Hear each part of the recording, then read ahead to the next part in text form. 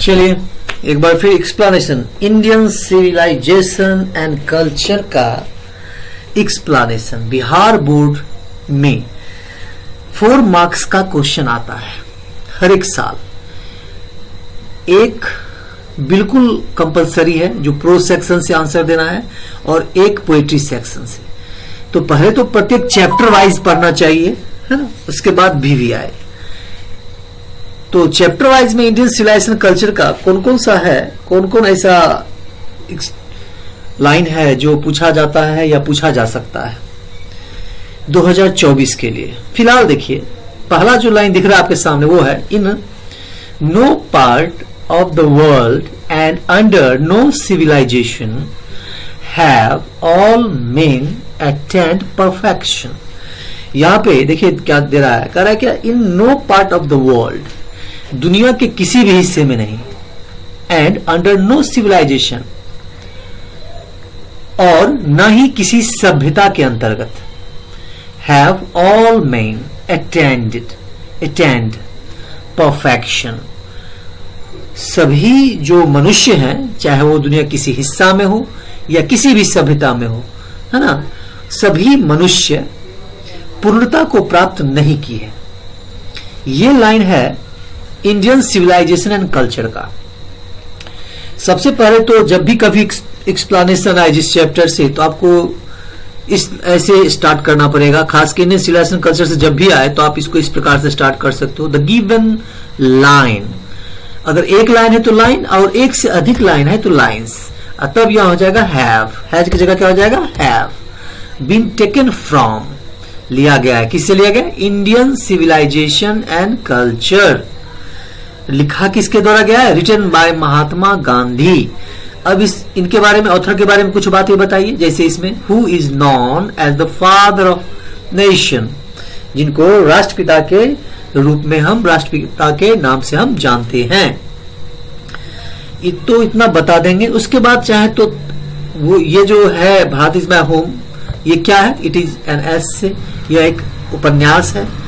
फिलहाल इसके बाद हम लिखते हैं क्या, जब इस लाइन पे आते हैं तो सबसे पहले शुरू करते हैं थ्रू द गिवन लाइन, या इधर लाइन्स लिखे हैं तो लाइन्स यहाँ पे होगा, है ना, through the given lines. Mahatma Gandhi, या चर्चा चुकी हो चुका है लेखक का, तो he says that if Indian civilisation is described by him और व्हाट इट इज, वो कहते हैं कि अगर भारत को जैसे कि उनके द्वारा और उनके अनुयायी के द्वारा, हाँ, वर्णन किया जाता है, जैसे कि वर्णन किया गया है या वर्णन किया जाता है, तो there is no part of the world, है ना, there is no part of the world and under no civilisation have all men attend perfection because every good part has a negative. क्योंकि जितने भी अच्छे हिस्से होते हैं उसमें निगेटिव होता ही है।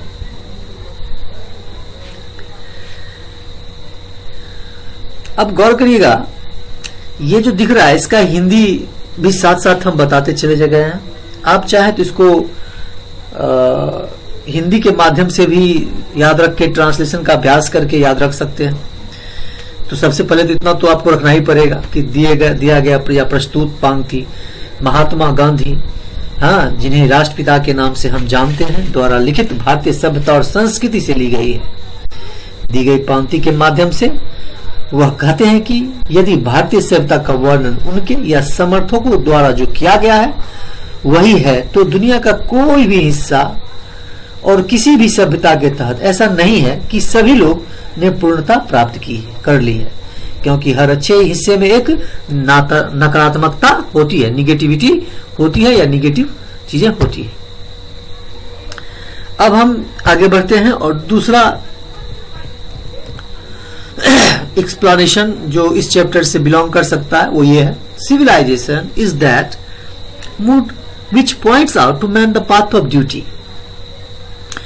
सभ्यता वह विद्या है, वह तरीका है जो मनुष्य को कर्तव्य की राह दिखाता है, कर्तव्य की राह दिखाता है। चलिए महात्मा गांधी, फिर उतना बात तो लिखना ही पड़ेगा।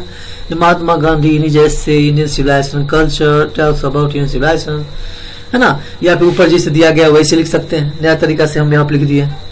तो देखिए, Mahatma Gandhi in his essay Indian civilisation and culture talks about Indian civilisation and its merit and modern one and its merit and demerits. मतलब महात्मा गांधी अपने निबंध भारतीय सभ्यता और संस्कृति में भारतीय सभ्यता और उसकी गुण और आधुनिक सभ्यता उसके गुण और अवगुण का चर्चा करते हैं। थ्रू द गिवन लाइन्स, अब फिर वही काम करेंगे यहाँ पे। अगर मान लीजिए हमको लाइन एक से अधिक है तो लाइन में एस लगा देंगे यहाँ पे, है ना, और अगर एक ही लाइन में दिया हुआ है तो सीधे लाइन रहेगा, ये डिपेंड करता है आप पर। Through the given lines the author clarify. अब यहाँ पे गिवन लाइन्स हो गया तो यहाँ पे B5 नहीं होगा, सीधे B1 हो जाएगा, IES लग जाएगा, हट जाएगा और सीधे Y हो जाएगा। फिलहाल चलिए यहाँ पे हमने रखा है क्या, लाइन करके रखा है, तो आप लाइन पे ही लेके चलते हैं। Clarifies the work of good civilization like our Indian civilization and says that Indian civilization means good conduct that shows to man to the path of duty that elevates his moral beings। इसका अर्थ क्या हो रहा है तो ध्यान दीजिएगा, यहाँ तो समझ गए। दिए गए लाइन में स्पष्ट करना चाहते हैं लेखक, क्या स्पष्ट करना चाहते हैं लेखक? दिए गए लाइन से ये स्पष्ट करना चाहते हैं कि आधुनिक, हाँ, जो ये सभ्यता है, जो हमारी सभ्यता है ना, सभ्यता ये क्या करती है तो कर्तव्य की राह को दिखाती है। लास्ट में है या duty that elevate the his moral beings. अब यहां से हम चलते हैं लाइन बाय लाइन। दिए गए लाइन में इतना तो हो गया, इसका अर्थ हो गया। अब इसका हिस्सा देखिए, द ऑथर मतलब लेखक, है ना, क्लैरिफाइज स्पष्ट करना, the work of good civilisation like our Indian civilisation, मतलब किसके बारे में?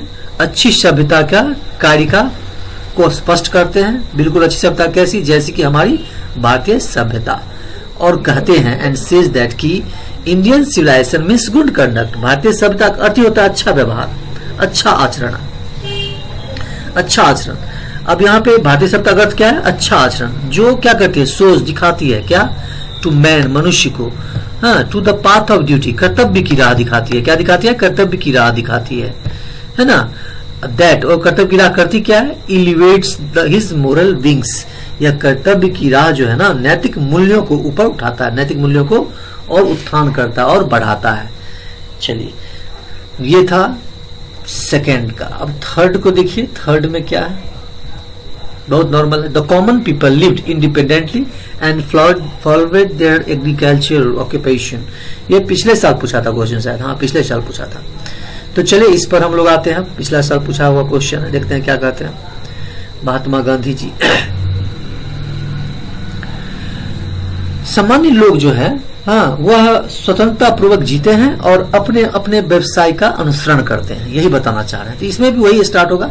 ये दिया गया लाइन जो है गांधी जी से लिया गया, गांधी जी के ऐसे से लिया गया है ना, जैसे ऊपर लिखे वैसे ही।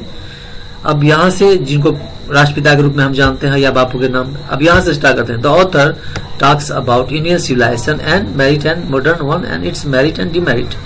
मतलब अपने इसमें जो है सो लेखक क्या बात करते हैं ऐसे में, अच्छी सभ्यता, भारतीय सभ्यता के बारे में, उसके मेरिट, गुण और अवगुण के बारे में, और आधुनिक सभ्यता के गुण और अवगुण के बारे में बातें करते हैं। लेकिन दिए गए लाइन के अनुसार, through the given line he wants to describe the beauty of our civilisation. ये हमारी सभ्यता की खूबसूरती को व्यक्त कर रहे हैं दिए लाइन से। ये जो लाइन दिया गया है इससे क्या बताना चाह रहे हैं? इस सभ्यता की, हमारी सभ्यता की खूबसूरती को व्यक्त करना चाहते हैं। एंड सेज, और कहते हैं कि सामान्य लोग जो होते हैं, common people of ancient civilisation, हमारी सभ्यता के पुरानी जो एंशिएंट सभ्यता है उसकी, वह लिव प्लीजेंटली, बड़े ही प्यार से रहते हैं, हाँ, and follow their fathers occupation, और अपने अपने पूर्वजों का जो व्यवसाय है उसी को वो अनुसरण करते हैं। तो ये था एक्सप्लेनेशन इंडियन सिविलाइजेशन का, जो जिसमें से इस बार फिर आ सकता है। सो आपको लगे तो आप इसको लाइक का बटन जरूर दबाएं, है ना।